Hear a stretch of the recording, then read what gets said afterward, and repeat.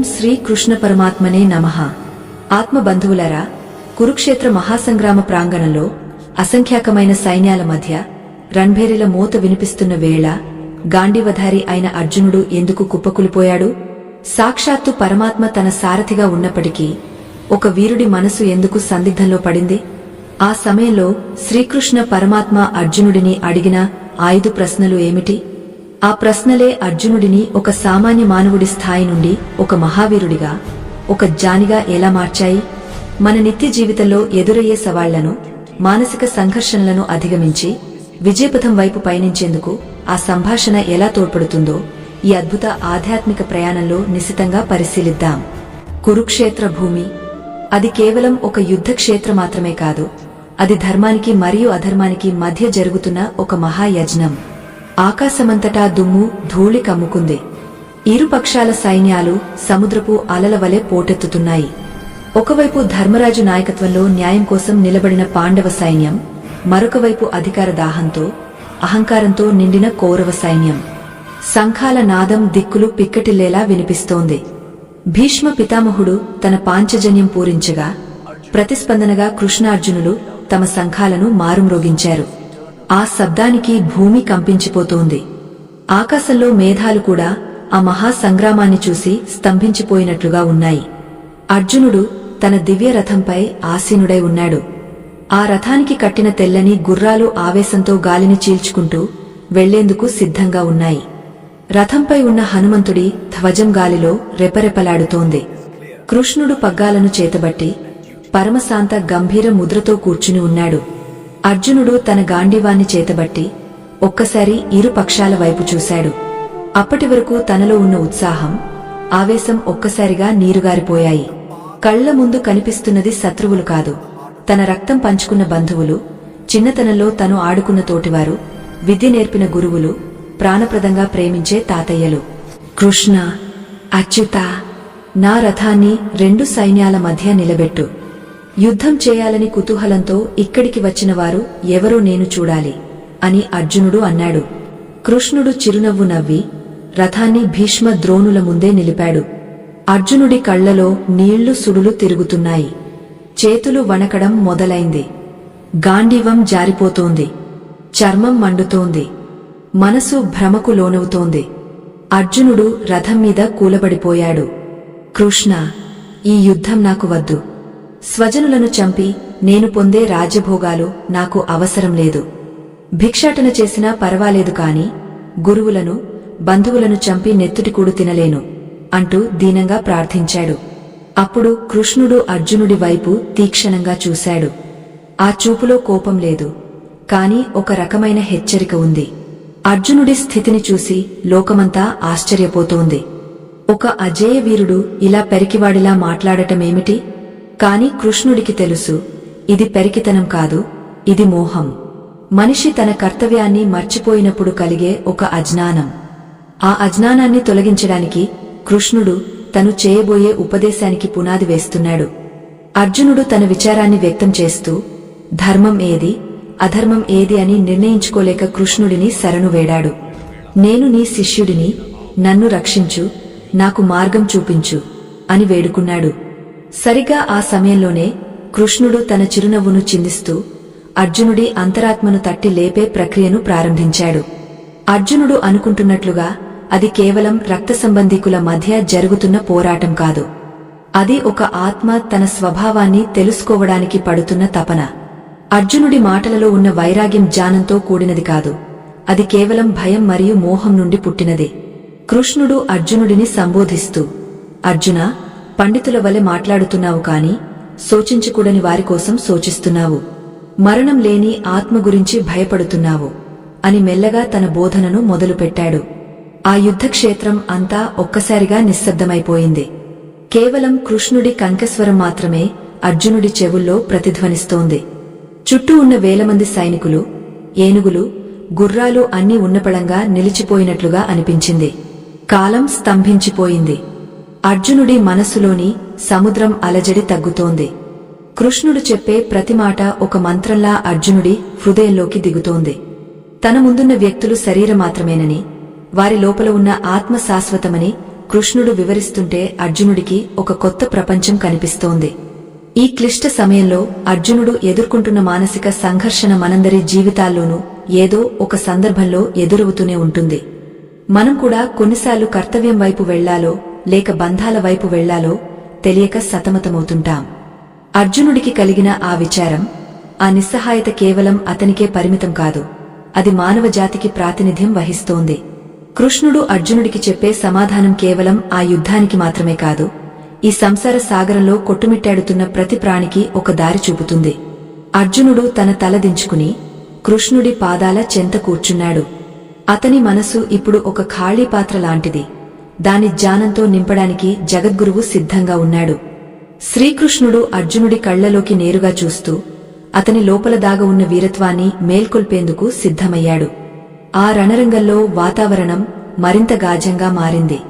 అర్జునుడి హృదయంలోని అంధకారం తొలగిపోయే సమయం ఆసన్నమైంది. కృష్ణుడు అడగబోయే ఆ ప్రశ్నలు అర్జునుడిని ఆలోచింపజేయడమే కాకుండా అతని అస్తిత్వాన్ని ప్రశ్నించేలా చేస్తాయి. ఆ సంభాషణ కేవలం మాటలకు పరిమితం కాకుండా ఒక యోగంగా మారుతోంది. అర్జునుడు తన ప్రాణాల కంటే మిన్నగా భావించే బంధువుల మరణాన్ని తలుచుకుని వణికిపోతున్నాడు. కాని కృష్ణుడు అతనికి చూపించబోయే దృశ్యం అంతకంటే భిన్నమైనది. ఆ రణక్షేత్రంలో గాలి కూడా స్తంభించిపోయినట్లుగా ఉంది. అర్జునుడు తన శిరస్సును వంచి కృష్ణుడి పాదాల చెంత కూర్చున్నప్పుడు అతని మనసులో వేలాది ఆలోచనలు అలల్లా ఎగసిపడుతున్నాయి.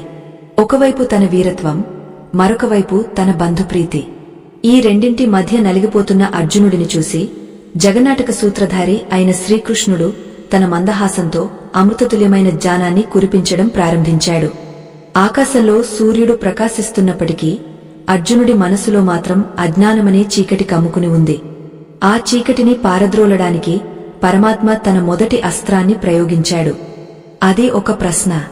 అర్జునా, నీవు పండితుల వలె గంభీరమైన మాటలు మాట్లాడుతున్నావు. ధర్మం గురించి, పాపం గురించి, కులక్షయం గురించి ఎంతో గొప్పగా వివరిస్తున్నావు. కాని నీవు ఎవరి గురించి శోచిస్తున్నావో ఒక్కసారి ఆలోచించావా? అసలు శోచించకూడని వారికోసం నీవు ఎందుకు కన్నీరు కారుస్తున్నావు అని కృష్ణుడు అడిగాడు. ఈ ప్రశ్న అర్జునుడి గుండెల్లో ఒక ముల్లులా గుచ్చుకుంది. అవును, తను ఎవరికోసం బాధపడుతున్నాడు? భీష్ముడి కోసమా? ద్రోణుడి కోసమా? లేక తన అహంకారం దెబ్బతింటుందనా? కృష్ణుడు అడిగిన ఈ మొదటి ప్రశ్న అర్జునుడి ఆలోచనా సరళిని పూర్తిగా మార్చివేసింది. జ్ఞానులు జీవించి ఉన్నవారి కోసం కాని, మరణించిన వారికోసం కాని దున్హకించరు అని కృష్ణుడు చెబుతుంటే అర్జునుడు ఆశ్చర్యంతో కృష్ణుడి వైపు చూశాడు. కురుక్షేత్రంలోని ఆ ధూళి కణాలు కూడా ఆ పరమాత్మ పలుకులను వినేందుకు ఆతృతగా వేచి చూస్తున్నట్లు ఉన్నాయి. కృష్ణుడు తన వాగ్ధాటితో అర్జునుడికి ఒక పరమ సత్యాన్ని బోధించసాగాడు. అర్జునా, నీవు చూస్తున్న ఈ శరీరాలు శాశ్వతం కాదు. ఈ దేహానికి బాల్యం, యవ్వనం, వృద్ధాప్యం ఎలా సహజమో మరణం కూడా అంతే సహజం. ఒక మనిషి పాత బట్టలను వదిలి కొత్త బట్టలను ఎలా ధరిస్తాడో ఆత్మ కూడా ఒక శరీరాన్ని వదిలి మరొక శరీరాన్ని ధరిస్తుంది. దీనికి ఎందుకు విచారించడం అని కృష్ణుడు వివరించాడు. అర్జునుడికి అప్పటివరకు ఉన్న భయం మెల్లగా తగ్గుతోంది. తన కళ్ల ముందు ఉన్నది కేవలం మాంసపు ముద్దలు మాత్రమేనని, వాటి లోపల ఉన్న చైతన్యం ఎప్పటికీ నశించదని అతనికి అర్థం కావడం మొదలైంది. శ్రీకృష్ణుడు రథం మీద నుండి లేచి తన వేలితో అటువైపు ఉన్న కౌరవ సైన్యాన్ని చూపించాడు. అర్జునా, అక్కడ ఉన్న భీష్ముడు కాని, నీవు కాని, నేను కాని, ఈ రాజులు కాని అంతకుముందు లేని కాలం లేదు, ఇక ముందు ఉండని కాలము లేదు. మనమందరం నిత్యులం. పుట్టుక లేనివాడికి మరణం ఎక్కడిది? చంపేవాడు లేడు, చంపబడేవాడు లేడు. అంతా ఆ పరమాత్మ లీలే. ఈ మాటలు వింటుంటే అర్జునుడికి ఒళ్ళు గగుర్పొడిచింది. తన గాంధీవాన్ని పట్టుకున్న చేతులు ఇప్పుడు కొంచెం స్థిరంగా ఉన్నాయి. కాని ఇంకా సందేహాలు మిగిలే ఉన్నాయి. మరి ఈ బంధాలు, ఈ అనుబంధాలు అన్నీ అబద్ధమా అని అర్జునుడు తన మనసులోనే ప్రశ్నించుకున్నాడు. కృష్ణుడు అర్జునుడి మనసులోని భావాలను గ్రహించి ప్రకృతి రహస్యాలను వివరించడం మొదలుపెట్టాడు. శీతోష్ణాలు, సుఖదుఃఖాలు అన్నీ ఇంద్రియాల ద్వారా కలిగే తాత్కాలిక అనుభూతులు మాత్రమేనని, వాటిని సహించడం నేర్చుకోవాలని హితవు పలికాడు. అర్జునుడు తన కన్నీళ్లను తుడుచుకుని కృష్ణుడి ముఖ వర్చస్సును గమనిస్తున్నాడు. ఆ నీలమేఘశ్యాముడి కళ్లలో ఒక అద్భుతమైన శాంతి కనిపిస్తోంది. యుద్ధం ముంగట ఉండి కూడా ఇంత ప్రశాంతంగా ఎలా ఉండగలుగుతున్నారు అని అర్జునుడు విస్తుపోయాడు. కృష్ణుడు చెప్పే ప్రతి అంశం అర్జునుడికి ఒక కొత్త పాఠంలా ఉంది. తన జీవితంలో తను నేర్చుకున్న విద్యలన్నీ ఈ జ్ఞానం ముందు చిన్నబోయాయి. రణరంగంలో గుర్రాల సకిలింతలు, ఏనుగుల గీంకారాలు వినిపిస్తున్నా అర్జునుడికి మాత్రం కృష్ణుడి వేణుగానం కంటే మధురమైన ఉపదేశం వినిపిస్తోంది. కృష్ణుడు తన రెండవ ప్రశ్న వైపు వెళ్తున్నాడు. అర్జునా, నీవు క్షత్రియుడివి. ధర్మం కోసం పోరాడటం నీ కనీస బాధ్యత. స్వధర్మాన్ని విడిచిపెట్టి పరధర్మాన్ని ఆశ్రయించడం శ్రేయస్కరం కాదు. నీవు యుద్ధం చేయకపోతే లోకం నిన్ను పెరికివాడని అనుకోదా? అపకీర్తి మరణం కంటే భయంకరమైనది కదా? ఈ ప్రశ్న అర్జునుడిలోని ఆత్మగౌరవాన్ని తట్టిలేపింది.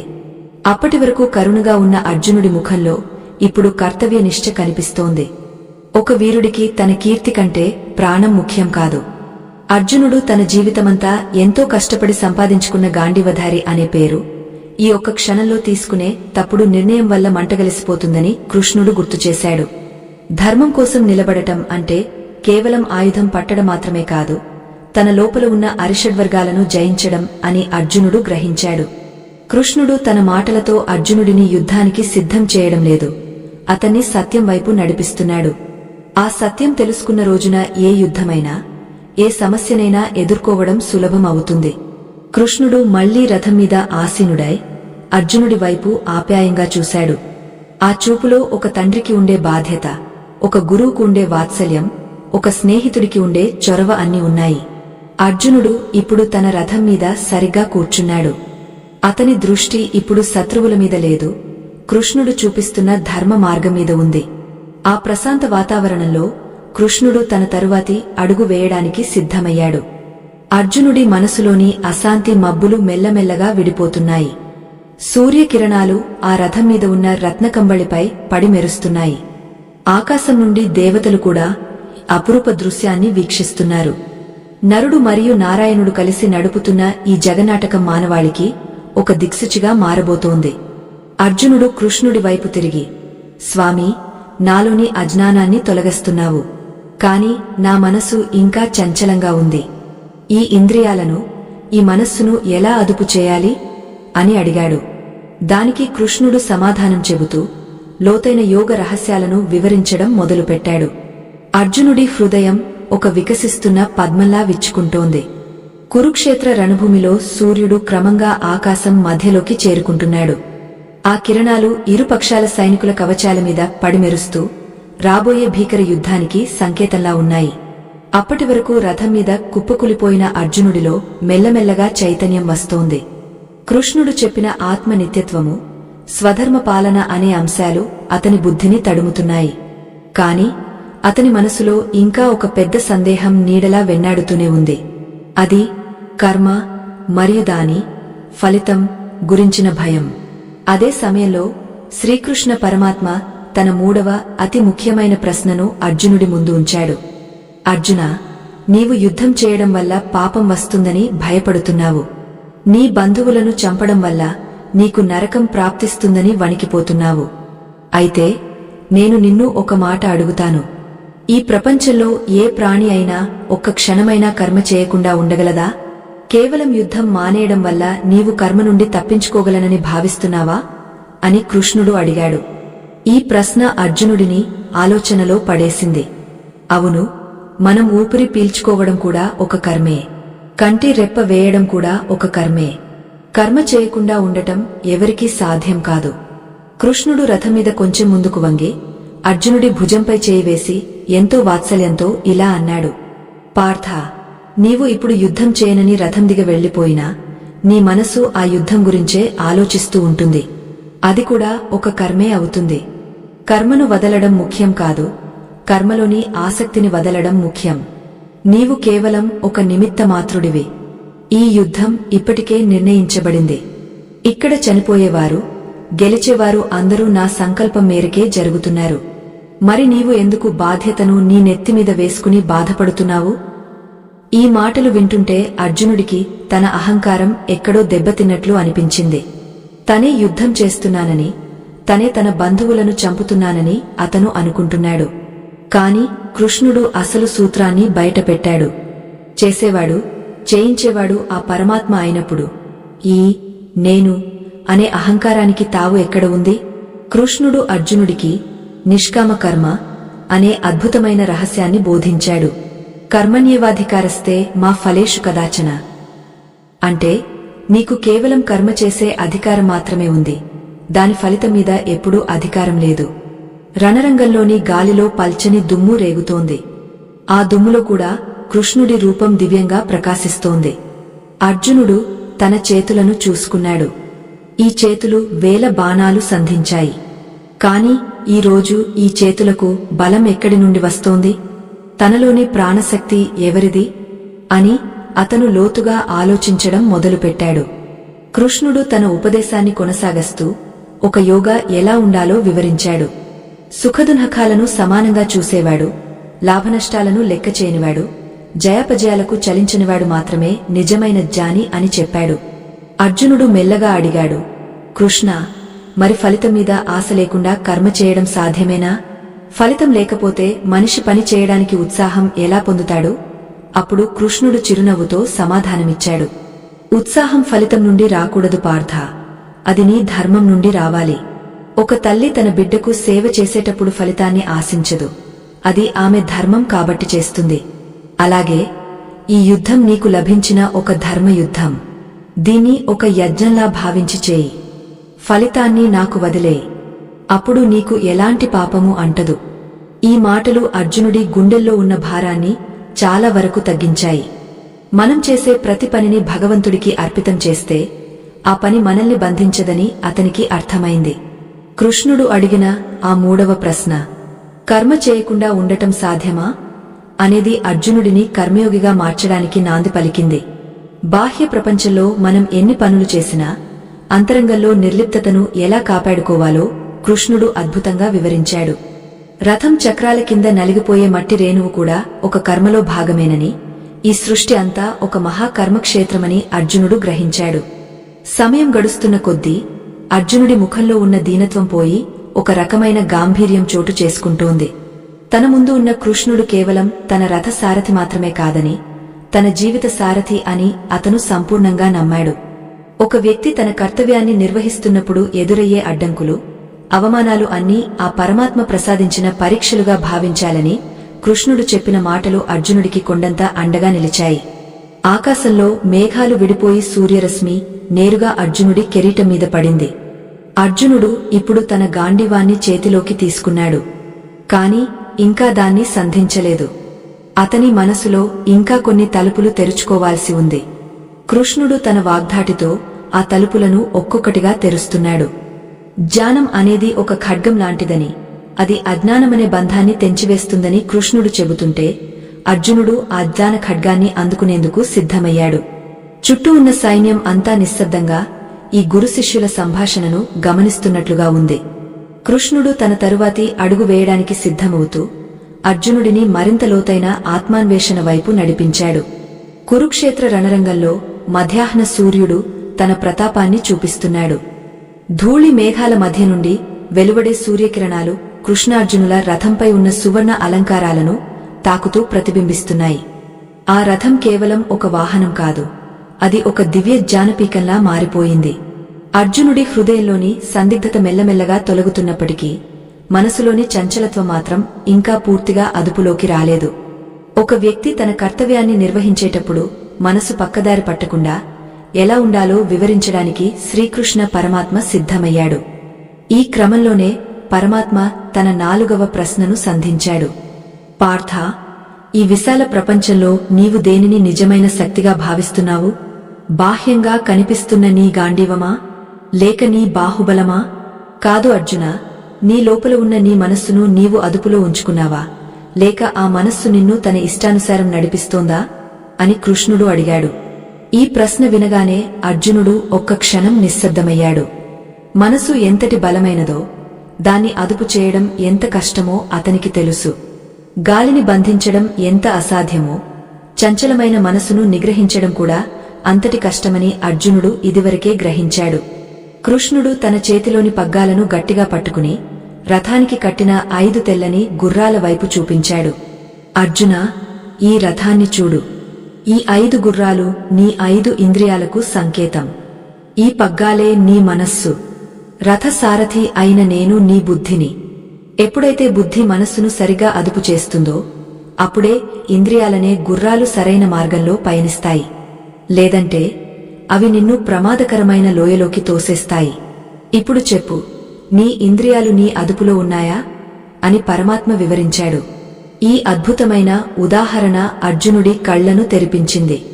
ఆత్మబంధువులరా, మన నిత్య జీవితంలో కూడా మనం ఇలాంటి సంఘర్షణనే ఎదుర్కొంటుంటాం. మన ఇంద్రియాలు మనల్ని రకరకాల కోరికల వైపు, భయాల వైపు లాగుతుంటాయి. కాని మనసును నిగ్రహించగలిగిన వాడే అసలైన విజేత అవుతాడు. కృష్ణుడు అర్జునుడికి స్థితప్రజ్ఞుడి లక్షణాలను వివరించడం మొదలుపెట్టాడు. ఎవరైతే సుఖం కలిగినప్పుడు పొంగపోరో, దుఃఖం వచ్చినప్పుడు కుంగపోరో, ఎవరి మనస్సు అయితే తాబేలు తన అవయవాలను లోపలికి ముడుచుకున్నట్లుగా ఇంద్రియ విషయాల నుండి వెనక్కి తీసుకోగలదో అతడే నిజమైన జ్ఞాని అని కృష్ణుడు బోధించాడు. రణరంగంలోని శంఖనాదాలు, గుర్రాల సకిలింతలు అర్జునుడికి ఇప్పుడు వినిపించడం లేదు. అతని దృష్టి అంతా కృష్ణుడి ముఖంపైనే ఉంది. కృష్ణుడు చెబుతున్న ప్రతి మాట ఒక యోగ రహస్యంలా అతని అంతరాత్మను స్పృశిస్తోంది. అర్జున, విషయాలను గురించి నిరంతరం ఆలోచించే మనిషికి వాటిపై ఆసక్తి పెరుగుతుంది. ఆసక్తి కోరికగా మారుతుంది. కోరిక తీరకపోతే క్రోధం కలుగుతుంది. క్రోధం వల్ల సమ్మోహం అంటే వివేకాన్ని కోల్పోవడం జరుగుతుంది. వివేకం నశిస్తే మనిషి తన ఉనికినే కోల్పోతాడు. కాబట్టి మొట్టమొదట నీ మనసును జయించు అని కృష్ణుడు హెచ్చరించాడు. ఈ లోతైన జ్ఞానోదయం పొందుతున్న వేళ అర్జునుడి మనసులోని భారమంతా కరిగిపోతున్నట్లు అనిపించింది. కృష్ణుడు కేవలం యుద్ధం చేయమని చెప్పడం లేదు, ఒక పరిపూర్ణ మానవుడిగా ఎలా జీవించాలో నేర్పిస్తున్నాడు. అర్జునుడు తన ధనస్సును పక్కన పెట్టి చేతులు జోడించి, కృష్ణ, ఈ చంచలమైన మనసును అదుపు చేయడం ఎలా సాధ్యం? అది గాలిలాగా ఎక్కడికైనా వెళ్లిపోతుంది కదా అని వినయంగా అడిగాడు. అప్పుడు కృష్ణుడు దానికి పరిష్కారాన్ని కూడా చూపించాడు. అభ్యాసం మరియు వైరాగ్యం అనే 2 మార్గాల ద్వారా మనసును అదుపు చేయవచ్చని చెప్పాడు. నిరంతర సాధన ద్వారా ఏది శాశ్వతమో ఏది అశాశ్వతమో తెలుసుకోవడం ద్వారా మనసును పరమాత్మ వైపు మళ్లించవచ్చని కృష్ణుడు వివరించాడు. ఆ యుద్ధ భూమిలో ఉన్న వేలాది మంది సైనికుల మధ్య ఒక అద్భుతమైన శాంతి వాతావరణం నెలకొంది. కృష్ణుడి మాటలు గాలిలో కలిసిపోయి ప్రతి ప్రాణికి ఒక నూతన ఉత్తేజాన్ని ఇస్తున్నట్లుగా ఉన్నాయి. అర్జునుడు ఇప్పుడు తన చుట్టూ ఉన్న ప్రపంచాన్ని ఒక కొత్త కోణంలో చూస్తున్నాడు. తన కళ్ల ముందు ఉన్న భీష్ముడు, ద్రోణుడు కేవలం శరీరాలు మాత్రమేనని, వారి లోపల ఉన్న పరమాత్మ తత్వాన్ని గుర్తించడం మొదలుపెట్టాడు. కృష్ణుడు తన ఉపదేశాన్ని కొనసాగిస్తూ, అర్జున, నీవు నీ కర్తవ్యాన్ని నిర్వహిస్తున్నప్పుడు నీ మనసును నాపై ఉంచు. యుద్ధం చేయి, కాని నీవు చేస్తున్నావనే అహంకారాన్ని వదిలిపెట్టు. సర్వం నాకే అర్పించు. అప్పుడు నీవు ఏ పని చేసినా అది నిన్ను బంధించదు అని పరమ సత్యాన్ని వెల్లడించాడు. ఈ మాటలు అర్జునుడికి ఒక మహా కవచంలా పనిచేశాయి. లోకంలో ప్రతిదీ పరమాత్మ స్వరూపమేనని, మనం చేసే ప్రతి పని ఆ పరమాత్మకు చేసే పూజ అని గ్రహించినప్పుడు భయానికి తావు ఎక్కడుంటుంది? ఆకాశంలో గాలివాటం మారింది. రథంపై ఉన్న హనుమంతుడి ధ్వజం మరింత ఉద్ధృతంగా ఊగుతోంది. అది రాబోయే విజయానికి సంకేతంలా కనిపిస్తోంది. అర్జునుడు ఇప్పుడు పూర్తి ఏకాగ్రతతో కృష్ణుడిని అనుసరిస్తున్నాడు. అతని మనసులోని అలజడి తగ్గి ఒక నిశ్చలమైన సముద్రంలా మారిపోయింది. కృష్ణుడు అడిగిన ఆ 4వ ప్రశ్న అర్జునుడిని తన లోపలికి తాను తొంగ చూసుకునేలా చేసింది. తన బలహీనత ఏమిటో, దాన్ని ఎలా అధిగమించాలో అతనికి స్పష్టంగా అర్థమైంది. ఒక మహావీరుడికి ఉండవలసిన అసలైన లక్షణం శత్రువులను జయించడం కాదు, తనను తాను జయించడం అని కృష్ణుడు నిరూపించాడు. అర్జునుడు మెల్లగా తన సీటులో స్థిరంగా కూర్చున్నాడు. అతని కళ్లలో ఇప్పుడు ఒక అద్భుతమైన కాంతి కనిపిస్తోంది. అది జ్ఞానకాంతి. కృష్ణుడు తన తరువాతి అడుగు వేయడానికి సిద్ధమవుతూ అర్జునుడిని ఆఖరి మరియు అత్యంత రహస్యమైన సత్యం వైపు నడిపిస్తున్నాడు. ఈ ప్రయాణం కేవలం అర్జునుడిదే కాదు, మనందరిది. మన అంతరాల్లో జరిగే ఈ నిరంతర యుద్ధంలో కృష్ణుడి వంటి సారథి ఉంటే విజయం మనదేనని అర్జునుడు గ్రహించాడు. రణరంగంలోని ధూళి కణాలు కూడా ఈ జ్ఞానామృతాన్ని ఆస్వాదిస్తున్నట్లుగా నిశ్శబ్దంగా ఉన్నాయి. కురుక్షేత్ర రణరంగంలో మధ్యాహ్న సమయం ఆసన్నమైంది. భానుడి ప్రతాపానికి భూదేవి సెగలు గక్కుతోంది. అసంఖ్యాకమైన సైన్యాల మధ్య నిలిచిన ఆ దివ్యరథం ఒక జ్ఞాన దీపంలా వెలుగుతోంది. అర్జునుడి ముఖంలో అప్పటివరకు ఉన్న సందిగ్ధత మేఘాలు విడిపోయి ఒక విధమైన ప్రశాంతత చోటు చేసుకుంటోంది. కృష్ణుడు చెప్పిన ఆత్మరహస్యాలు, కర్మయోగం, మనోనిగ్రహం వంటి అంశాలు అర్జునుడి బుద్ధిని పరిపక్వం చేశాయి. అయితే భక్తి మరియు శరణాగతి అనే అత్యున్నత శిఖరాన్ని చేరుకోవడానికి ఇంకా ఒక మెట్టు మిగిలే ఉంది. ఆ అద్భుత భట్టంలోనే పరమాత్మ తన 5వ మరియు అత్యంత కీలకమైన ప్రశ్నను అర్జునుడి ముందు ఉంచాడు. పార్థ, ఇప్పటివరకు నీవు నీ ధర్మం గురించి, నీ కర్మల గురించి, నీ మనస్సు గురించి ఆలోచించావు. కాని ఒక్కసారి నీవు ఎవరివి, నీ మూలం ఎక్కడ ఉంది అన్న విషయాన్ని లోతుగా విశ్లేషించుకున్నావా? ఈ అనంతమైన విశ్వంలో నీవు ఒక చిన్న రేణువని భావిస్తున్నావా, లేక సర్వవ్యాపి అయిన ఆ పరమాత్మలో ఒక భాగమని గుర్తిస్తున్నావా అని కృష్ణుడు ప్రశ్నించాడు. ఈ ప్రశ్న అర్జునుడిని భౌతిక ప్రపంచం నుండి అతీతమైన ఆధ్యాత్మిక లోకాల్లోకి తీసుకెళ్ళింది. మనిషి తనను తాను ఒక శరీరంగా భావించినంత కాలం భయం, మోహం వెన్నాడుతూనే ఉంటాయి. కాని తను ఆ పరమాత్మ అంశాన్ని గ్రహించినప్పుడు మృత్యువు కూడా ఒక చిన్న మార్పులాగే కనిపిస్తుంది. ఆత్మ బంధువులారా, ఈ కథ మీకు నచ్చితే లైక్ చేయండి. ఈ ఆధ్యాత్మిక ప్రయాణంలో మనం కూడా అర్జునుడిలాగే మన ఉనికిని వెతుక్కుంటున్నాము. కృష్ణుడు తన మందహాసంతో అర్జునుడి వైపు చూస్తూ తన దివ్య స్వరూపాన్ని వివరించడం మొదలుపెట్టాడు. అర్జున, ఈ సృష్టిలో ఉన్న సమస్త ప్రాణుల హృదయాలలో అంతర్యామిగా ఉన్నది నేనే. నేనే ఆదిని, నేనే మధ్యను, నేనే అంతాన్ని.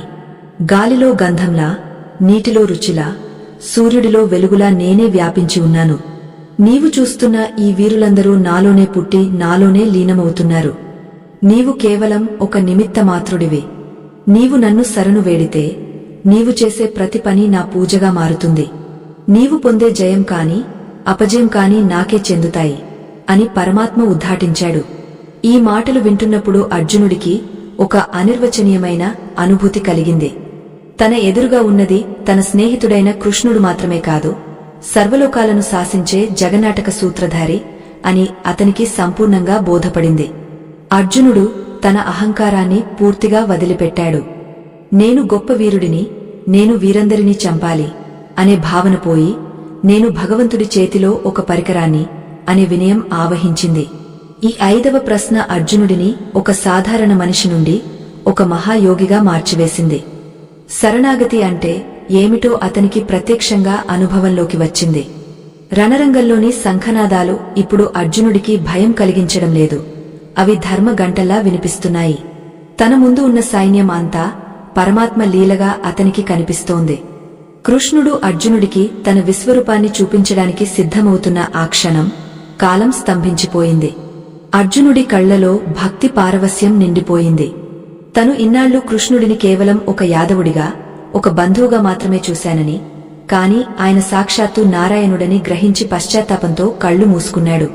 కృష్ణుడు తన కరుణా కటాక్షంతో అర్జునుడిని అనుగ్రహించాడు. మనం కూడా మన జీవితాల్లో ఎన్నో సమస్యలతో సతమతమవుతుంటాం. కాని అర్జునుడిలాగే మన భారమంతా ఆ పరమాత్మపై వేసి మనం చేయవలసిన పనిని నిబద్ధతతో చేస్తే ఏ ఆందోళన మనల్ని దరిచేరదు. కృష్ణుడు అడిగిన ఈ 5 ప్రశ్నలు కేవలం అర్జునుడి కోసమే కాదు, తరతరాల మానవాళికి దిక్సూచిగా నిలిచాయి. అర్జునుడు ఇప్పుడు తన గాంధీవాన్ని ఎక్కుపెట్టడానికి సిద్ధమయ్యాడు. కాని ఈసారి అతనిలో క్రోధం లేదు, కేవలం కర్తవ్యనిష్ఠ మాత్రమే ఉంది. అతని మనసు నిశ్చలంగా ఉంది, బుద్ధి పరమాత్మపై లీనమై ఉంది. చుట్టూ ఉన్న ప్రకృతి కూడా ఈ అద్భుత మార్పును గమనిస్తున్నట్లుగా ఉంది. గాలిలో ఒక రకమైన పవిత్రత ఆవహించింది. అర్జునుడి ముఖం ఒక దివ్య తేజస్సుతో వెలిగిపోతోంది. కృష్ణుడు తన ఉపదేశాన్ని ముగస్తూ, అర్జునా, ఇక్కడితో నీ సందేహాలన్నీ పటాపంచలయ్యాయి కదా, ఇప్పుడు నీ ఇష్టం వచ్చినట్లు చేయి అని అన్నాడు.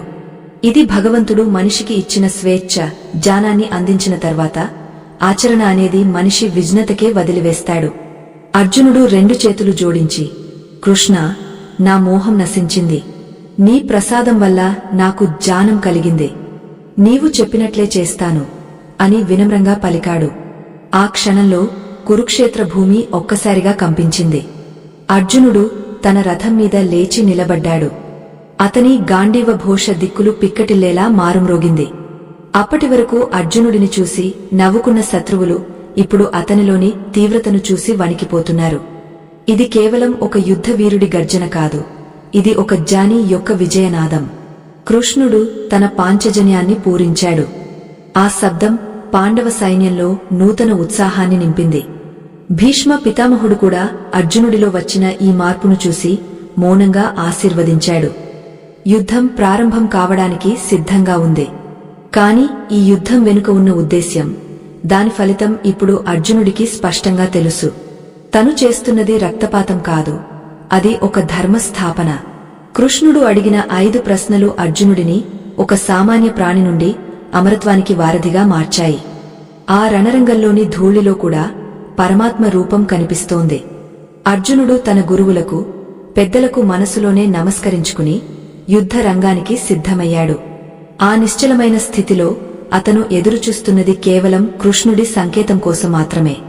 కురుక్షేత్ర రణరంగం ఒక విచిత్రమైన నిశ్శబ్దంలో మునిగిపోయింది. అటు కౌరవ సైన్యం, ఇటు పాండవ సైన్యం ఇద్దరి మధ్య జరుగుతున్న సంభాషణను ఆశ్చర్యంతో గమనిస్తున్నాయి.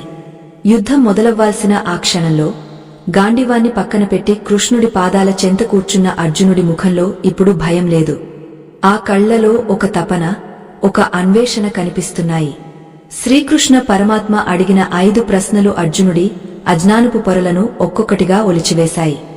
శోచించకూడని వారికోసం శోచించవద్దని, దేహం అశాశ్వతమని, ఆత్మ నిత్యమని తెలుసుకున్న అర్జునుడు ఇప్పుడు తన అంతరాత్మలోని లోతులకు ప్రయాణిస్తున్నాడు. పరమాత్మ తన బోధనను కొనసాగస్తూ క్షేత్రం మరియు క్షేత్రజ్ఞుడి గురించి వివరించడం మొదలుపెట్టాడు. పార్థ, ఈ శరీరం ఒక క్షేత్రం వంటిది. అంటే ఒక పంట పొలం లాంటిది. ఇందులో మనం ఎలాంటి విత్తనాలు నాటితే అలాంటి ఫలితాలనే పొందుతాము. ఈ శరీరాన్ని, ఈ జగత్తును ఎవరు తెలుసుకుంటున్నారో ఆయనే క్షేత్రజ్ఞుడు. అంటే నేనే. ప్రతి జీవిలోనూ అంతర్యామిగా ఉండి నడిపించేది ఆ పరమాత్మ తత్వమే. నీవు ఈ శరీరం అనుకుంటున్నావు కాబట్టే బంధువుల పట్ల మోహం కలుగుతోంది. నీవు క్షేత్రజ్ఞుడివి అని గ్రహించినప్పుడు నీకు అన్నీ నా స్వరూపంగానే కనిపిస్తాయి అని కృష్ణుడు వివరించాడు. ఈ మాటలు అర్జునుడికి ఒక కొత్త దిశా నిర్దేశాన్ని ఇచ్చాయి. ఆకాశంలో సూర్యబింబం ధగధగలాడుతోంది. ఆ రథంపై ఉన్న కృష్ణుడి ముఖవర్చస్సు ఆ సూర్యుడి కంటే 1000 రెట్లు ప్రకాశవంతంగా ఉంది. అర్జునుడు తన చేతులను జోడించి, స్వామీ, ఈ ప్రకృతి రహస్యాలను వింటుంటే నా మనసు ఎంతో తేలికవుతోంది. కాని మనిషి తనలోని సత్వ, రజో, తమో గుణాల ప్రభావం నుండి ఎలా బయటపడగలడు అని అడిగాడు. దానికి కృష్ణుడు చిరునవ్వుతో సమాధానమిచ్చాడు. అర్జున, ప్రకృతి 3 గుణాలతో నిర్మితమై ఉంది. సత్వగుణం నిర్మలమైనది, అది జ్ఞానాన్ని ఇస్తుంది. రజోగుణం కోరికలను, ఆవేశాన్ని కలిగిస్తుంది.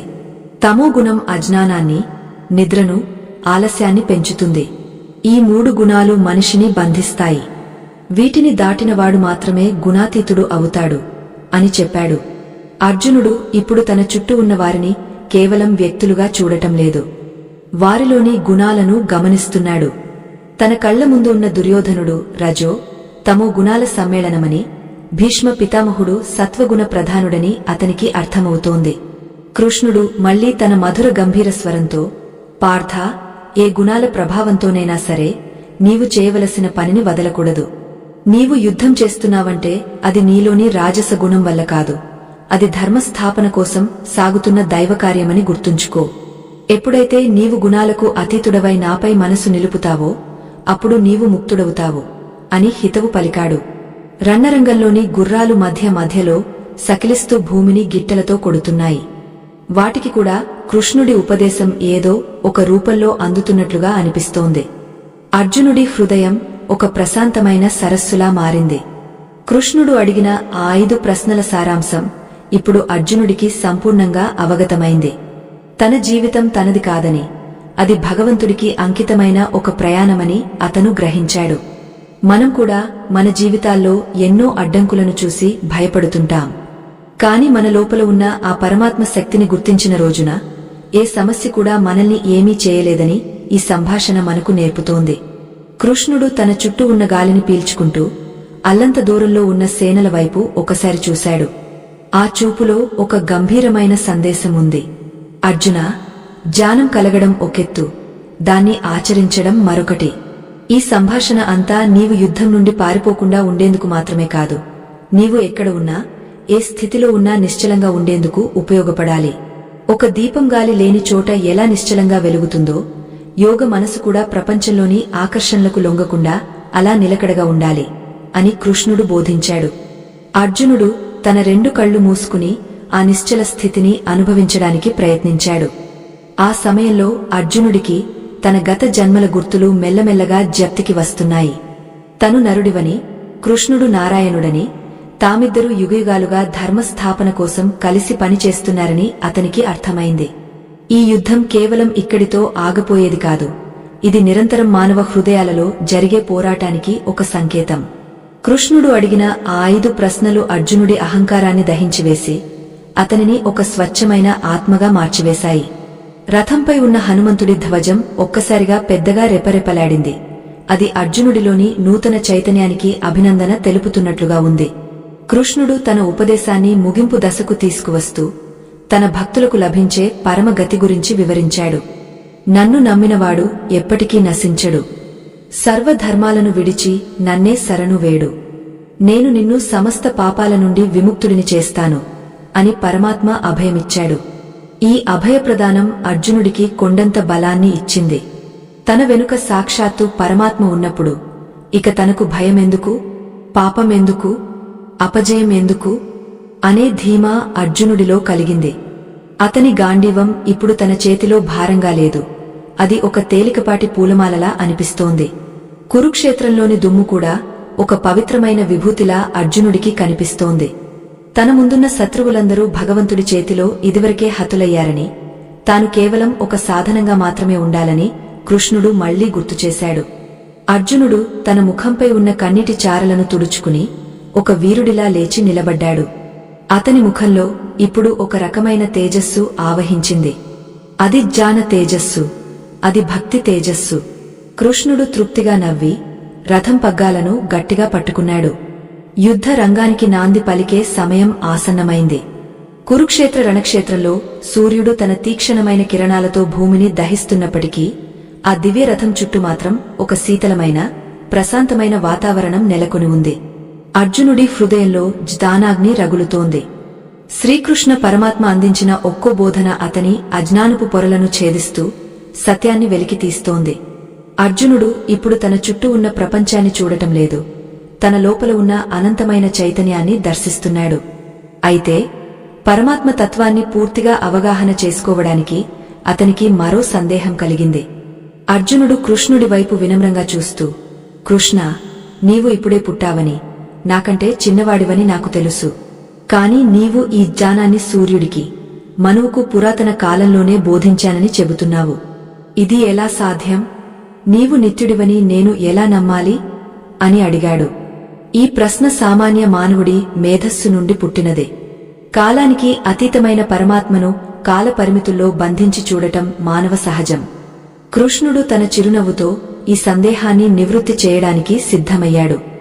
పార్థ, నీకు, నాకు ఎన్నో జన్మలు గడిచిపోయాయి. ఆ జన్మలన్నీ నాకు గుర్తున్నాయి, కాని నీకు గుర్తులేవు. నేను పుట్టుక లేనివాడిని, నాశనం లేనివాడిని, సమస్త ప్రాణులకు ఈశ్వరుడిని అయినప్పటికీ నా మాయాశక్తి ద్వారా నన్ను నేను సృష్టించుకుని ఈ భూమిపై అవతరిస్తుంటాను అని కృష్ణుడు వివరించాడు. ఈ మాటలు వింటుంటే అర్జునుడికి ఒళ్ళు గగుర్పొడిచింది. కాలం తన ముందు ఒక చిన్న బిందువులా మారిపోయినట్లు అతనికి అనిపించింది. కృష్ణుడు మళ్లీ తన గంభీర స్వరంతో యదా యదా హి ధర్మస్య గ్లానిర్భవతి భారత అంటూ ఆ ప్రసిద్ధ శ్లోక సారాంశాన్ని వివరించాడు. ధర్మానికి హాని కలిగినప్పుడు, అధర్మం పెచ్చిమీరినప్పుడు సాధువులను రక్షించడానికి, దుష్టులను శిక్షించడానికి, ధర్మాన్ని తిరిగి ప్రతిష్ఠించడానికి తాను యుగయుగాలుగా అవతరిస్తూనే ఉంటానని పరమాత్మ ప్రకటించాడు. అర్జునుడు ఇప్పుడు తన ముందు ఉన్న కృష్ణుడిని కేవలం తన స్నేహితుడిగా చూడటం లేదు, యుగయుగాలుగా ధర్మరక్షణ కోసం పోరాడుతున్న ఆ పరమ పురుషుడిని దర్శిస్తున్నాడు. ఈ అవతార రహస్యం తెలిసినవాడు మళ్లీ పుట్టడని, తనలోనే లీనమవుతాడని కృష్ణుడు చెప్పిన మాటలు అర్జునుడిలో ఒక వింతైన ఆనందాన్ని నింపాయి. రణరంగంలోని గుర్రాలు తమ తలలను ఆడిస్తూ నిశ్శబ్దంగా నిలబడి ఉన్నాయి. గాలి కూడా కృష్ణుడి వాణిని విని ముగ్ధమైపోయినట్లుగా ఉంది. అర్జునుడు తన మనసులో ఇలా అనుకున్నాడు, నేను ఎంతటి అదృష్టవంతుడిని! సాక్షాత్తు పరమాత్మ నా రథ సారథిగా ఉండి నాకు ఈ జ్ఞానాన్ని ప్రసాదిస్తున్నారు. కృష్ణుడు తన బోధనను కొనసాగిస్తూ, అర్జునా, మనుషులు నన్ను రకరకాలుగా కొలుస్తారు. ఎవరు నన్ను ఎలా ఆరాధిస్తే నేను వారికి ఆ రూపంలోనే కనిపిస్తాను. అందరూ అన్ని విధాలా నా మార్గాన్నే అనుసరిస్తున్నారు. కాని కొందరు ఫలితాలను ఆశించి దేవతలను పూజిస్తారు, మరికొందరు నిష్కామంగా నన్ను చేరుకుంటారు అని చెప్పాడు. కృష్ణుడు అర్జునుడికి వర్ణ ధర్మాల గురించి, గుణ కర్మల విభజన గురించి కూడా వివరించాడు. సమాజంలో ప్రతి వ్యక్తికి ఒక ప్రత్యేకమైన బాధ్యత ఉంటుందని, ఆ బాధ్యతను తన గుణాల ప్రకారం నిర్వహించడమే నిజమైన యజ్ఞమని బోధించాడు. పార్థ, నేను ఈ సృష్టిని సృష్టించినప్పటికీ నేను దేనికీ కర్తను కాను. నాకు ఎలాంటి కోరికలు లేవు, కర్మలు నన్ను బంధించవు. ఎవరైతే ఈ సత్యాన్ని తెలుసుకుంటారో వారు కూడా కర్మబంధాల నుండి విముక్తులవుతారు అని కృష్ణుడు స్పష్టం చేశాడు. ఈ మాటలు అర్జునుడికి ఒక కొత్త లోకాన్ని చూపించాయి. మనము పనులు చేస్తూనే వాటికి కర్తలం కాదని భావిస్తే ఎంతటి ప్రశాంతత లభిస్తుందో అతనికి అర్థమైంది. అహంకారాన్ని వదిలిపెట్టి చేసే ప్రతి పనిని దైవ కార్యంగా భావిస్తే అది బంధం కాదు, అది ఒక మోక్ష మార్గం అవుతుంది. అర్జునుడు తన గాంధీవాన్ని స్పర్శించాడు. ఇప్పుడు ఆ ధనస్సు అతనికి భారంగా అనిపించడం లేదు. అది కేవలం ధర్మరక్షణ కోసం ఒక పరికరం మాత్రమే. కృష్ణుడు మళ్లీ తన మధుర వాణితో, జ్ఞానం కంటే పవిత్రమైనది ఈ లోకంలో మరొకటి లేదు. అది కర్మలనే కట్టెలను దహించివేసే అగ్ని వంటిది అని జ్ఞాన వైశిష్ట్యాన్ని వివరించాడు. జ్ఞానాన్ని పొందడానికి శ్రద్ధ, ఇంద్రియ నిగ్రహం అవసరమని కృష్ణుడు నొక్కి చెప్పాడు. సంశయము ఉన్న వ్యక్తికి ఇహలోకంలోనూ పరలోకంలోనూ సుఖముండదని, కాబట్టి తనలోని అజ్ఞాన సంశయాన్ని జ్ఞాన ఖడ్గంతో తెంచివేసి యుద్ధానికి సిద్ధమవ్వాలని అర్జునుడిని ప్రోత్సహించాడు. అర్జునుడి కళ్లలో ఇప్పుడు ఒక స్పష్టత కనిపిస్తోంది. యుద్ధం చేయాలా వద్దా అనే సందిగ్ధత పోయి తన కర్తవ్యం ఏమిటో అతనికి సంపూర్ణంగా బోధపడింది. కృష్ణుడు అడిగిన 5 ప్రశ్నలు మరియు వాటి వెనుక ఉన్న ఈ గంభీరమైన వివరణలు అర్జునుడిని ఒక నూతన జన్మ ఎత్తేలా చేశాయి. ఆకాశంలోని మేఘాలు విడిపోయి సూర్యకాంతి నేరుగా కృష్ణార్జునుల మీద పడుతోంది. ఆ కాంతిలో వారిద్దరూ ఒకే ఆత్మకు 2 రూపాల్లా కనిపిస్తున్నారు. చుట్టూ ఉన్న సైనికులు ఈ దివ్య సంభాషణను వినలేకపోయినా ఆ వాతావరణంలో ఉన్న ప్రశాంతతను మాత్రం అనుభవిస్తున్నారు. భీష్మ పితామహుడు అల్లంత దూరం నుండి అర్జునుడిని గమనిస్తూ తన మనసులోనే సంతృప్తి చెందాడు. అర్జునుడు ఇప్పుడు యుద్ధం చేయడానికి సిద్ధంగా ఉన్నాడు, కాని అది ద్వేషంతో కాదు, ధర్మం పట్ల ఉన్న అంకితభావంతో. అర్జునుడు కృష్ణుడి ముఖంలో కనిపిస్తున్న అనంతమైన కరుణను చూసి తన సర్వస్వాన్ని ఆయనకే సమర్పించుకున్నాడు.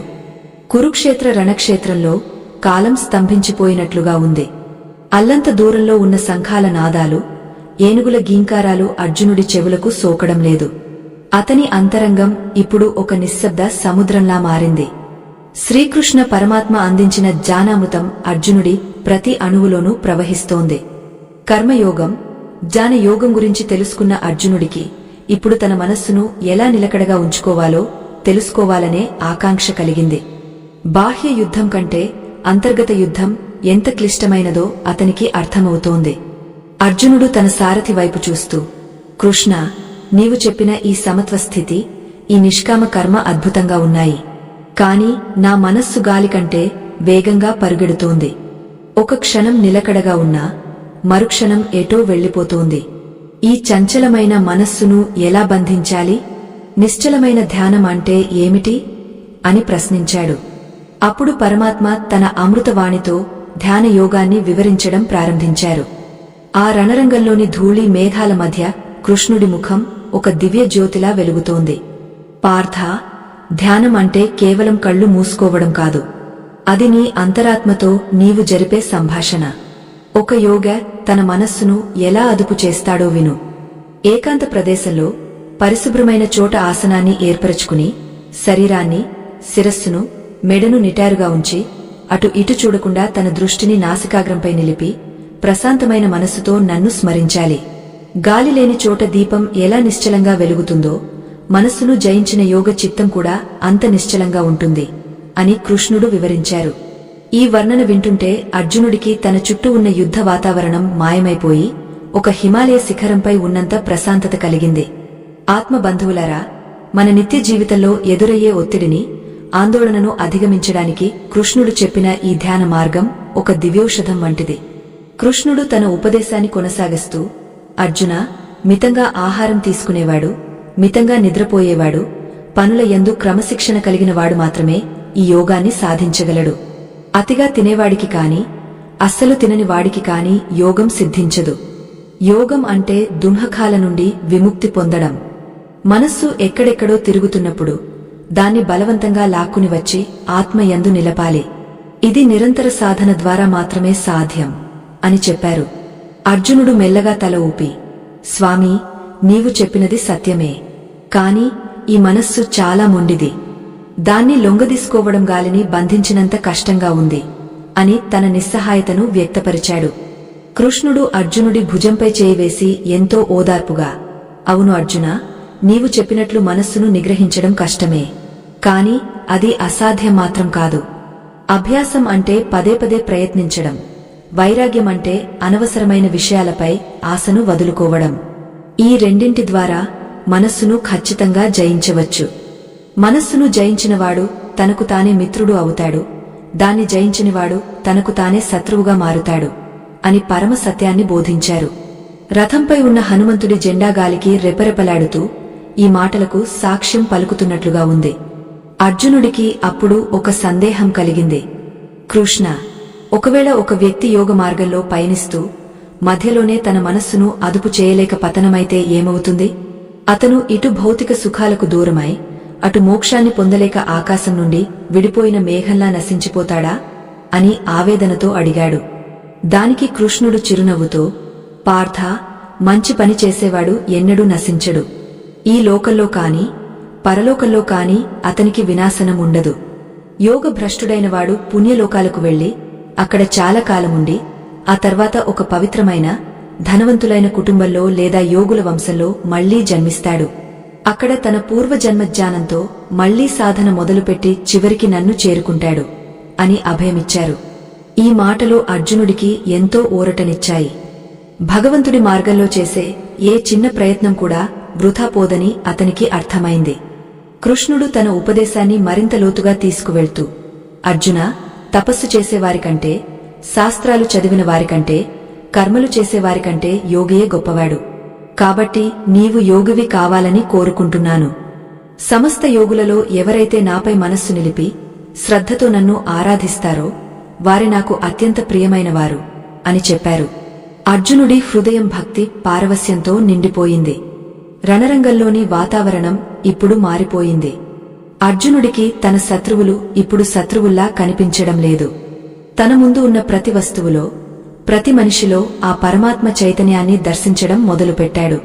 కృష్ణుడు అర్జునుడిని ఒక సామాన్య యోధుడి నుండి ఒక దివ్య యోగిగా మలిచారు.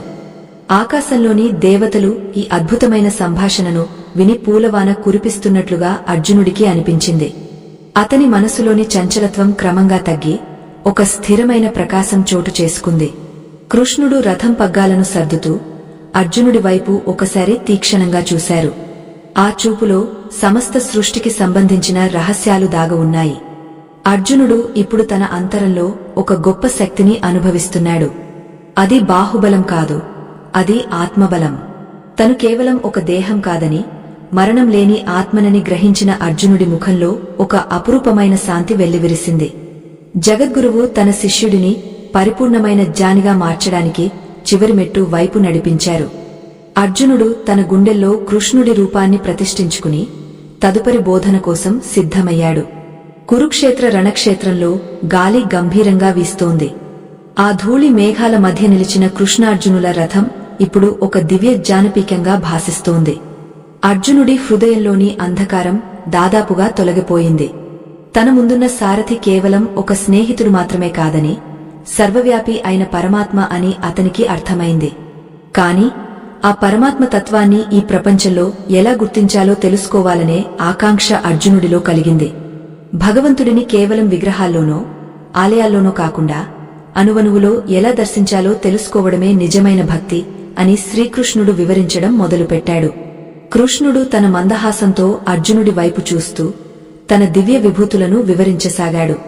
పార్థ, ఈ విశాల సృష్టిలో ఏది గొప్పదో, ఏది ప్రకాశవంతమో, ఏది శక్తివంతమో అవన్నీ నా అంశలే అని తెలుసుకో. రుద్రులలో నేను శంకరుడిని, పర్వతాలలో మేరు పర్వతాన్ని, జలరాశులలో సముద్రాన్ని, నదులలో గంగను నేనే. సమస్త ప్రాణుల హృదయాలలో ఉన్న చైతన్యాన్ని నేనే.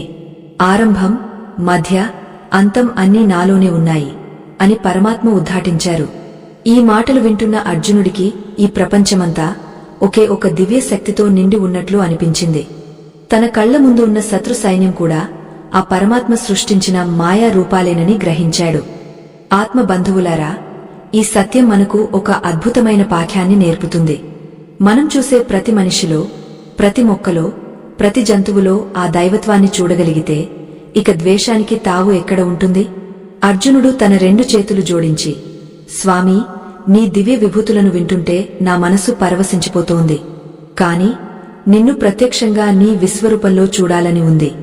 ఈ చర్మ చక్షువులతో ఆ దివ్య రూపాన్ని దర్శించడం సాధ్యమేనా అని వేడుకున్నాడు. అర్జునుడిలోని ఆర్తిని గమనించిన పరమాత్మ అతనికి దివ్య దృష్టిని ప్రసాదించారు. మరుక్షణంలో కురుక్షేత్ర భూమి ఒక్కసారిగా 1000 సూర్యుల కాంతితో నిండిపోయింది. ఆ కాంతిలో అర్జునుడికి కాలం మరియు స్థలం కరిగిపోయినట్లు అనిపించింది. కృష్ణుడి రూపం అనంతంగా పెరిగిపోతోంది. ఆ రూపంలో కొన్ని కోట్ల ముఖాలు, కొన్ని కోట్ల కళ్ళు, కొన్ని కోట్ల చేతులు కనిపిస్తున్నాయి. ఒకవైపు సృష్టి జరుగుతోంది, మరొకవైపు ప్రళయం సంభవిస్తోంది. దేవతలు, గంధర్వులు, మునులు అందరూ ఆ రూపంలో లీనమై ఉన్నారు. అర్జునుడు భయంతో, భక్తితో వణికిపోతూ ఆ అద్భుత దృశ్యాన్ని చూస్తున్నాడు. తన కళ్ల ముందు ఉన్న కౌరవ సైన్యమంతా ఆ కాలపురుషుడి నోటిలోకి అగ్నికీలల్లా వెళ్లిపోవడం చూసి అర్జునుడు నివ్వెరపోయాడు. ఆ విశ్వరూప సందర్శనం అర్జునుడిలోని చివరి అహంకారపు పొరను కూడా తుడిచివేసింది. కృష్ణ, నిన్ను కేవలం స్నేహితుడిగా భావించి నేను చేసిన తప్పులను క్షమించు.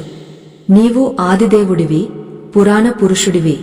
ఈ అనంతకోటి బ్రహ్మాండాలకు నీవే ఆధారం. నీ ఉగ్రరూపాన్ని చూసి నేను భయపడుతున్నాను. మళ్లీ నీ ప్రసన్న రూపాన్ని ధరించు అని ప్రార్థించాడు.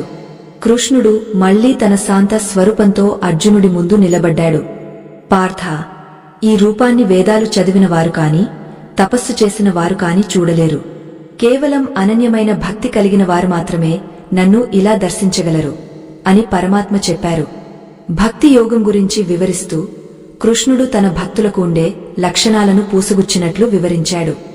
ఎవరైతే ఎవరిని ద్వేషించరో, అందరి పట్ల కరుణ కలిగి ఉంటారో, సుఖదునఖాలకు చలించరో, ఎవరికైతే శత్రుమిత్రులు సమానమో, అహంకారం లేనివారో అటువంటివారు నాకు అత్యంత ప్రియమైనవారు అని చెప్పారు.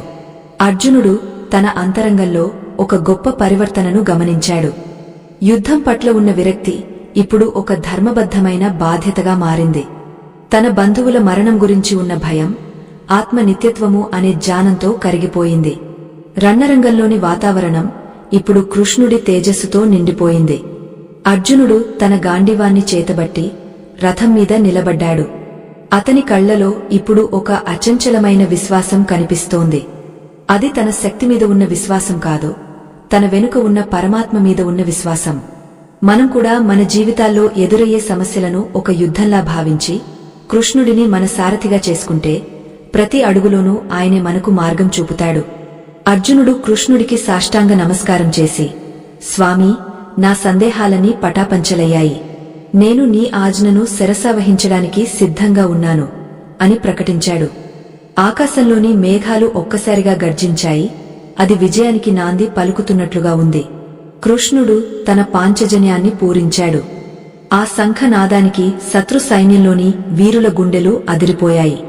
అప్పటివరకు ధర్మ సంకటంలో ఉన్న అర్జునుడు ఇప్పుడు ఒక మహావీరుడిగా, ఒక జ్ఞానిగా, ఒక భక్తుడిగా రూపాంతరం చెందాడు. కురుక్షేత్ర మహాసంగ్రామానికి రంగం సిద్ధమైంది. కాని ఈ యుద్ధం కేవలం భూమి కోసం కాదు, ఇది సత్యం కోసం, ధర్మం కోసం జరుగుతున్న మహాయజ్ఞం. ఆ యజ్ఞంలో అర్జునుడు తన వంతు పాత్రను పోషించడానికి సర్వసిద్ధమయ్యాడు. కృష్ణుడు రథం పగ్గాలను సర్దుతూ గుర్రాలను ముందుకు నడిపించేందుకు సంకేతమిచ్చాడు. ఆ దివ్య రథం కదిలేటప్పుడు వచ్చే శబ్దం ఓంకార నాదంలా వినిపిస్తోంది. అర్జునుడు తన దృష్టిని కేవలం లక్ష్యం మీద నిలిపాడు. తన ముందు ఉన్నది ఎవరు అనే ఆలోచన అతనికి ఇప్పుడు లేదు. ఎవరు అధర్మం వైపు ఉన్నారో వారిని శిక్షించడం తన కర్తవ్యమని అతనికి స్పష్టంగా అర్థమైంది. కృష్ణుడి చిరునవ్వు అర్జునుడికి ఒక మహా కవచంలా నిలిచింది. ఆ క్షణంలో అర్జునుడు పొందిన జ్ఞానం కేవలం ఆ ఒక్క యుద్ధానికే కాదు, యావత్ మానవాళికి ఒక శాశ్వత సందేశంగా మిగిలిపోయింది. కురుక్షేత్ర రణక్షేత్రంలో గాలి గంభీరంగా వీస్తోంది. ఆకాశం నుండి సూర్యరశ్మి ఇరుపక్షాల సైనికుల ఆయుధాల మీద పడిమెరుస్తూ రాబోయే భీకర సంగ్రామానికి సాక్ష్యంగా నిలుస్తోంది. అర్జునుడి హృదయంలోని అంధకారం ఇప్పుడు సంపూర్ణంగా తొలగిపోయింది. శ్రీకృష్ణ పరమాత్మ సంధించిన ఆ 5 ప్రశ్నలు కేవలం ప్రశ్నలు మాత్రమే కాదు, అవి అర్జునుడి అహంకారాన్ని దహించివేసిన జ్ఞానకిరణాలు. తన కళ్ల ముందు ఉన్నది తన బంధువులు కాదు, ధర్మరక్షణలో భాగంగా తొలగించాల్సిన అడ్డంకులు మాత్రమేనని అతనికి స్పష్టంగా అర్థమైంది. నరుడు ఇప్పుడు నారాయణుడిలో లీనమై ఒక దివ్య ఆయుధంలా మారిపోయాడు. పరమాత్మ తన ఉపదేశాన్ని ముగిస్తూ ఎంతో గంభీరంగా ఇలా అన్నారు: పార్థ, ఈ ప్రపంచంలో ఏది నీది కాదు, ఏది నాది కాదు, అంతా కాల ప్రవాహంలో కొట్టుకుపోయేవే. కాని నీవు చేసిన ధర్మం, నీవు పొందిన జ్ఞానం మాత్రమే శాశ్వతంగా మిగిలిపోతాయి. ఇప్పుడు నీవు పొందిన ఈ జ్ఞానంతో నీ కర్తవ్యాన్ని నిర్వర్తించు. ఫలాపేక్ష లేకుండా యుద్ధం చేయి. జయాపజయాలను నాకు వదిలేయి. నీవు నాపై మనసు నిలిపి పోరాడితే విజయం నీదే అవుతుంది. ఈ మాటలు వింటుంటే అర్జునుడి రోమాలు నిక్కబొడుచుకున్నాయి. అప్పటివరకు రథం మీద నిస్సత్తువగా కూర్చున్న ఆ మహావీరుడు ఇప్పుడు ఒక సింహంలా గర్జిస్తూ లేచి నిలబడ్డాడు. ఆకాశంలోని దేవతలు దుందుభులు మ్రోగస్తున్నారు. అర్జునుడు తన గాండీవాన్ని చేతబట్టి దాని నారిని ఒక్కసారి సంధించాడు. ఆ శబ్దం భూమి ఆకాశాలను ఏకం చేస్తూ ప్రతిధ్వనించింది. కృష్ణుడు తన పాంచజన్యం అనే శంఖాన్ని పూరించాడు. ఆ శంఖనాదం అధర్మం గుండెల్లో రైళ్లు పరిగెత్తించింది. అర్జునుడి కళ్లలో ఇప్పుడు ఒక అద్భుతమైన కాంతి కనిపిస్తోంది. అది క్రోధం కాదు, అది ఒక దివ్యమైన నిశ్చలత. తను చేస్తున్నది రక్తపాతం కాదు, అది ఒక లోక కళ్యాణ యజ్ఞమని అతను గ్రహించాడు. తన సారథి సాక్షాత్తు పరమాత్మ అయినప్పుడు తన రథం ధర్మ మార్గంలో పయనిస్తుందని అతనికి సంపూర్ణ నమ్మకం కలిగింది. మనం కూడా మన జీవితాల్లో అర్జునుడి లాంటి స్థితిని ఎప్పుడో ఒకప్పుడు ఎదుర్కొంటాం. ఏది చేయాలో ఏది చేయకూడదో తెలియని సందిగ్ధంలో ఉన్నప్పుడు మన లోపల ఉన్న కృష్ణుడిని, అంటే మన వివేకాన్ని మేల్కొల్పాలి. కృష్ణుడు అర్జునుడిని అడిగిన ఆ 5 ప్రశ్నలను మనం కూడా మనల్ని మనం అడుక్కోవాలి. మనమెవరి కోసం శోచిస్తున్నాం? మన బాధ్యత ఏమిటి? మనస్సు మనల్ని పాలిస్తోందా, లేక మనం మనస్సును పాలిస్తున్నామా? మన మూలం ఎక్కడ ఉంది? ఈ ప్రశ్నలకు సమాధానం దొరికిన రోజున మన జీవితం కూడా ఒక ప్రశాంతమైన యుద్ధంలా మారుతుంది. రణరంగంలోని దుమ్ము మేఘాల మధ్య కృష్ణార్జునుల రథం ఇప్పుడు ముందుకు కదులుతోంది. గుర్రాలు తమ గిట్టెలతో భూమిని తవ్వుతూ ఆవేశంతో గాలిని చీల్చుకుంటూ పరుగెడుతున్నాయి. అర్జునుడు తన అమ్ములపొది నుండి ఒక బాణాన్ని తీసి గాండీవానికి సంధించాడు. అతని చూపు ఇప్పుడు కేవలం ధర్మం మీద మాత్రమే ఉంది. తన ముందు ఉన్న గురువులు, తాతలు అందరూ కాలగర్భంలో కలిసిపోయినట్లు, వారి ఆత్మలు పరమాత్మలో లీనమైనట్లు అతనికి కనిపిస్తోంది. ఇది కేవలం బాణాలతో జరిగే యుద్ధం కాదు, ఇది ఒక మహాయోగం. ఒక వీరుడు తనను తాను త్యాగం చేసుకుంటూ చేసే పరమ పవిత్రమైన కర్మ. కురుక్షేత్రం అంతా ఒక్కసారిగా నిశ్శబ్దమైపోయింది. అందరి దృష్టి ఆ దివ్య రథం మీదనే ఉంది. భీష్మ పితామహుడు అర్జునుడిలోని ఆ మార్పును చూసి మౌనంగా కన్నీరు కార్చాడు. అది దున్హకం కాదు, తన ప్రియమైన మనవడు జానిగా మారినందుకు కలిగిన ఆనందం. ద్రోణాచార్యుడు తన శిష్యుడి వీరత్వాన్ని చూసి గర్వపడ్డాడు. కృష్ణుడు తన చేతిలోని పగ్గాలను గట్టిగా పట్టుకుని రథాన్ని శత్రు సైన్యం వైపు నడిపించాడు. రథం చక్రాల నుండి వచ్చే శబ్దం దిశదిశలా మారుమ్రోగుతోంది. అర్జునుడు ఇప్పుడు పూర్తి ఏకాగ్రతతో ఉన్నాడు. అతని మనసులో ఎలాంటి అలజడి లేదు, కేవలం కృష్ణుడి ఆజ్ఞ మాత్రమే ఉంది. ఈ అద్భుతమైన ఆధ్యాత్మిక సంభాషణ ముగింపుకు వచ్చింది. కాని దీని సారాంశం మన హృదయాలలో ఎప్పటికీ సజీవంగా ఉంటుంది. అర్జునుడు పొందిన జ్ఞానం మనందరికీ ఒక దిక్సూచి. జీవితంలోని కష్టనష్టాలను, సుఖదుఃఖాలను సమానంగా స్వీకరిస్తూ మన కర్తవ్యాన్ని మనం నిర్వహిస్తే ఆ పరమాత్మ అనుగ్రహం మనపై ఎప్పుడూ ఉంటుంది. అర్జునుడు తన గాండీవాన్ని ఎక్కుపెట్టి మొదటి బాణాన్ని వదిలాడు. అది గాలిని చీల్చుకుంటూ వెళ్లి అధర్మ శిఖరాలను తాకింది. యుద్ధం ప్రారంభమైంది. కాని అర్జునుడు అప్పటికే విజేతగా నిలిచాడు. ఎందుకంటే అతను తన మనస్సును జయించాడు. భారత యుద్ధం ఎన్నో రోజులు జరిగి ఉండవచ్చు, కాని ఆ మొదటి క్షణంలో కృష్ణుడు అందించిన బోధన మాత్రం అనంతమైనదే. అర్జునుడు ఇప్పుడు తన రథం మీద ఒక మేరు పర్వతంలా నిశ్చలంగా ఉన్నాడు. కృష్ణుడు తన సారథ్యంతో రథాన్ని విజయపథం వైపు నడిపిస్తున్నాడు. ఆకాశంలో మేఘాలు విడిపోయి వెలుగు కిరణాలు నేరుగా వారిపై పడుతున్నాయి. ధర్మస్థాపన కోసం జరుగుతున్న ఈ పోరాటంలో అర్జునుడు ఒక ప్రధాన పాత్రగా మారిపోయాడు. అతని ముఖంపై ఉన్న చిరునవ్వు అతని లోపల ఉన్న పరమశాంతికి నిదర్శనం. ఆత్మబంధువులారా, ఆధ్యాత్మిక రహస్యాలను పరిశోధించి మీ ముందుకు తెచ్చేందుకు మా బృందం పగలు రేయి శ్రమించింది. మా ఈ కృషి మీకు నచ్చితే ఇది మా కష్టానికి మీరు ఇచ్చే గౌరవంగా భావించి ఇప్పుడు స్క్రీన్ మీద కనిపిస్తున్న క్యూఆర్ కోడ్ స్కానర్ ద్వారా మీ వంతు మద్దతును అందించండి. మీ చిన్న సహాయం మాకు ఎంతో బలాన్నిస్తుంది.